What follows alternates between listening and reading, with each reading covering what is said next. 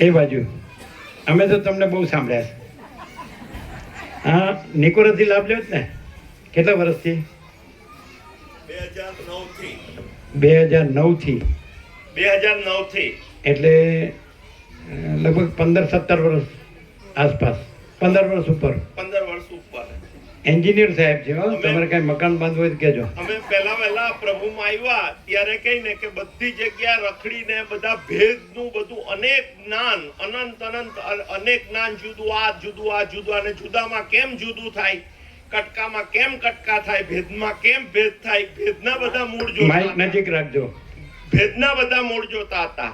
પણ જ્યારે વહેલી વખત પ્રભુ પાસે ગયા અને પ્રભુનો તત્વબોધ સાંભળ્યો ત્યારે એ બધું જે અનેક જુદું હતું, બધું ભાગ ભેદ છેદથી જે અનેક અને જુદું હતું. અને જ્યારે પહેલા પ્રભુ પાસે ગયા ત્યારે બધું અનેક ભાગ ભેદ છેદ બધું મટી ગયું. અનાત્મા, ચિદાભાસ, ભેદ ભ્રમ બધું મટી ગયું અને કેવળ એક જ અનંત, કેવળ પ્રકાશ, આખો આનંદ અને આખી શાંતિ જ રહી. ત્યારે એમ થયું કે સાલું આજ સુધી આપણે આ બધું ભેદનું ને બધું અનેક ને જુદું ને ભાગ ભેદ છેદથી જે અનુભવ્યું ને જે રહ્યા ને જે જાણ્યું ને જે માન્યું ને જે કર્યું, તો એ બધું આજ સુધીનું ટોટલ ખોટું જ થયું. અને જે કેવળ બધું અનેક ભાગ ભેદ છેદ હતા એ બધા ભાગ ભેદ મટી ગયા અને એમ બધા ભાગ ભેદ આખા જ ખબર પડી કે આ બધો આભાસ છે અને મૂળ કેવળ પરમાત્મા, કેવળ સત્તા, કે જેની સત્તા વગર આ અનેક ભાગ ભેદ છે જે ફક્ત કલ્પના, આભાસ, વિચાર માત્ર જ છે. એ કેવું છે તો કે ઝાંઝવાના જળ જેવું છે અને સ્વપ્ન જેવું છે. એ આખો ભેદ મટી ગયો અને ખબર પડી કે એક જ કેવળ આખો પ્રકાશ, કે જે કહીને કે નામીની નનામી નીકળે, અનામીનું શું થાય, જે રૂપ હોય એ બદલાય પણ જે અરૂપમાં શું થાય, આકાર હોય એ બદલાય પણ નિરાકારમાં શું થાય. એટલે એ જે બધા ભાગ ભેદ છેદ, કલ્પના, આભાસ, એપિરિયન્સ એ બધો મટી ગયો અને જે કેવળ પરમ રિયાલિટી, જે કેવળ પ્રકાશ, કે જે પ્રકાશ વગર આ બધું કંઈ જાણી નહીં શકાય, જે પ્રકાશમાં આ બધું જણાય, જે પ્રકાશમાં આ બધું જોવાય, જે પ્રકાશમાં આ બધું અનુભવાય, એ જે મૂળ કેવળ પ્રકાશ, કે જે પ્રકાશ વગર તમે કંઈ પણ જાણી ના શકો. એ પ્રકાશની હોય તો તમે શું જાણી શકો? એ પ્રકાશથી જ તમે પ્રકાશને પ્રકાશ જાણી શકો, અંધકારને અંધકાર જાણી શકો, એ બધા ભાગ ભેદને તમે જાણી શકો. તો જે પ્રકાશ, જે જોનાર પ્રકાશ, જે જાણનાર પ્રકાશ, જે અનુભવનાર પ્રકાશ, જે મૂળ સત્તા, કે જે સત્તા સિવાય બીજું કોઈ નથી ને કાંઈ નથી, અને એ એક સિવાય જે કંઈ કલ્પના કરો એ બધા ભાગ ભેદ છેદ, અનાત્મા, ભેદ ભ્રમ, કે જે હંમેશા જે વિનાશી છે. જ્યારે જે કેવળ પ્રકાશ છે કે જેનો ક્યારેય બંધ નથી થતો, કે જે અવિનાશી છે. એટલે પ્રભુ પાસે જ્યારે વિવેક ખબર પડી કે ભાઈ સતત છે, અસત નથી, અને જે છે એ જ છે, બાકી છે માં બાકીની બધી કલ્પનાઓ એ કાંઈ નથી, અને જે કેવળ જ્ઞાન, કેવળ પ્રકાશ, કેવળ સત્તા, કે જેનો ક્યારેય બાદ નથી થતો, એ આખો વિવેક પ્રાપ્ત થયો. અને પછી ખબર પડી કે ખરેખર આ જ છે. અને એમાં જે પહેલા બધા જે ભાગ ભેદ છેદને સાચા માનતા હતા એ બધા ખરી પડ્યા અને પછી કેવળ પ્રકાશ જ પ્રકાશ રહ્યો. અને એ પ્રકાશની અંદર જ બધા પ્રશ્નોના સમાધાન મળ્યા. પછી પ્રેક્ટિકલી ખબર પડી બીજે બધે જે ચાલે છે એ બધું ભાગ ભેદ છેદથી અને કલ્પના અને આભાસથી ચાલે છે. અને આભાસ એ જે ધરમૂળ એ વાસ્તવિક અસ્તિત્વ નથી, ફક્ત એક દેખાવ માત્ર છે, એક કલ્પના માત્ર છે, એક વિચાર માત્ર છે. પણ જે પ્રકાશમાં બધું જણાય એ મૂળ પ્રકાશ જ્યારે જાણ્યો ત્યારે બધા પ્રશ્નોના સમાધાન થઈ ગયા. અને પછી એ કેવળ પ્રકાશ, કેવળ આનંદ, કેવળ શાંતિ જ રહી. અને કહીને કે એ જો નહીં જાણ્યું હોતે તો ત્યાં સુધી જે બધું ખોટું માનેલું, જે અસતને જ સતત જાણતા હતા, જેને કારણે કોઈ દાડો અભાવ પૂરો થતો નહોતો અને ઈચ્છા પૂરી થતી નહીં હતી. પણ જ્યારે મૂળ પ્રકાશ જાણ્યો ત્યારે ખબર પડી કે આજ સુધીનું આપણું જાણેલું, માનેલું, જોયેલું બધું ખોટું અને એ બધો આભાસ માત્ર હતો. જ્યારે મૂળ એ પ્રકાશ જ કેવળ પ્રકાશ છે.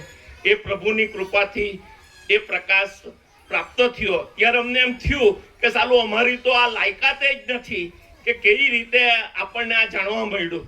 ત્યારે પછી થયું ત્યારે રામાયણની ચોપાઈ એમ કે અંદરથી પ્રગટી કે મમ દર્શન ફલ પરમ અનુપા, જીવ પાવની સહજ સ્વરૂપા. જેવા પ્રભુના દર્શન માત્રથી જ કહીને કે મમ દર્શન ફલ પરમ અનુપા, જીવ પાવની સહજ સ્વરૂપા, એ સહજ સ્વરૂપ પ્રાપ્ત થયું જીવને.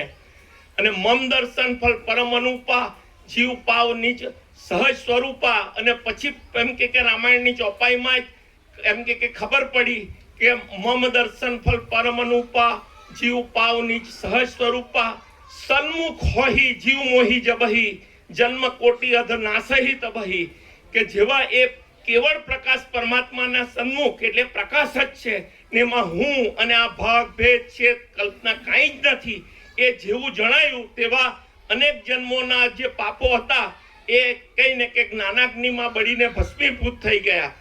કે સન્મુખ હોહી જીવ મોહી જબહી, જન્મ કોટી અઘ નાસહી તબહી. મમ દર્શન ફલ પરમ અનુપા, જીવ પાવ નિજ સહજ સ્વરૂપા.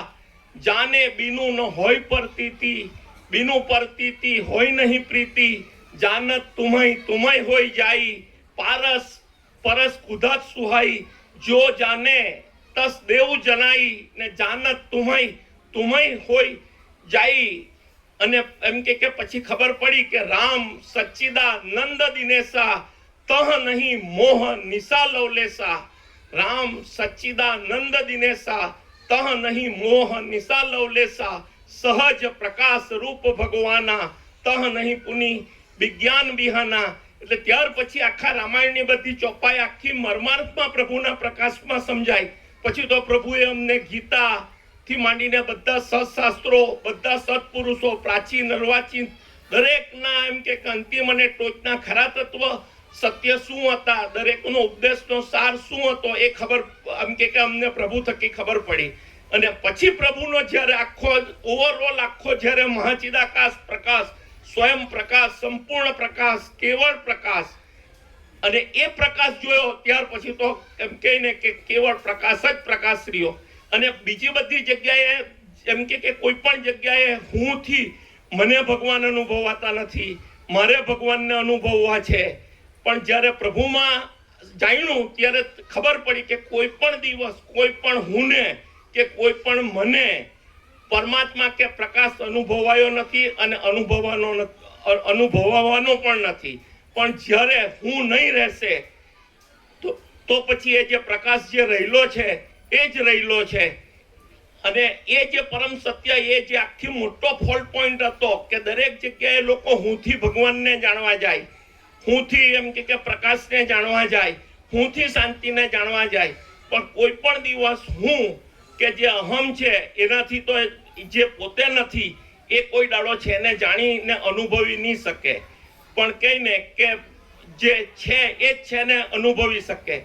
અને પ્રભુના એમાં એમ કે સ્વપ્નના દ્રષ્ટાંતથી પણ ખબર પડી કે કોઈ પણ સ્વપ્ન પુરુષ સ્વપ્ન જોતો હોય અને સ્વપ્નમાં એમ કે મારે જાગ્રતને અનુભવવો છે, મને જાગ્રત અનુભવાતો નથી, ત્યારે કહીને કે ભાઈ તું સ્વપ્નમાંથી જાગી જા.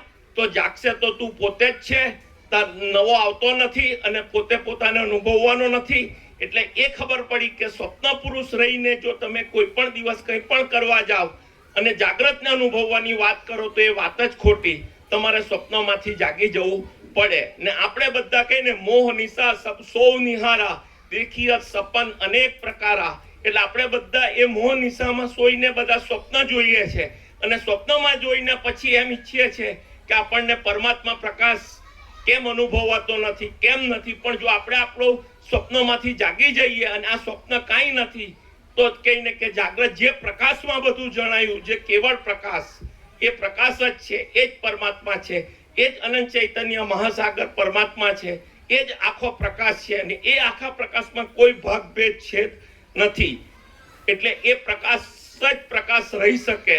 કોઈ પણ દિવસ ભાગભેદ છેથી તમે એ આખો પ્રકાશ નહીં રહી શકો. આખા પ્રકાશના ટુકડા નહીં થાય. આખો પ્રકાશ આખો જ પ્રકાશ છે, જે અખંડ એક રસ જે પ્રકાશ છે એ જ પ્રકાશ છે.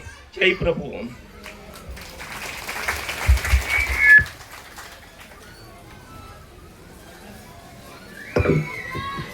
ભગવાન ઠોળ જગરામ પ્રભુ.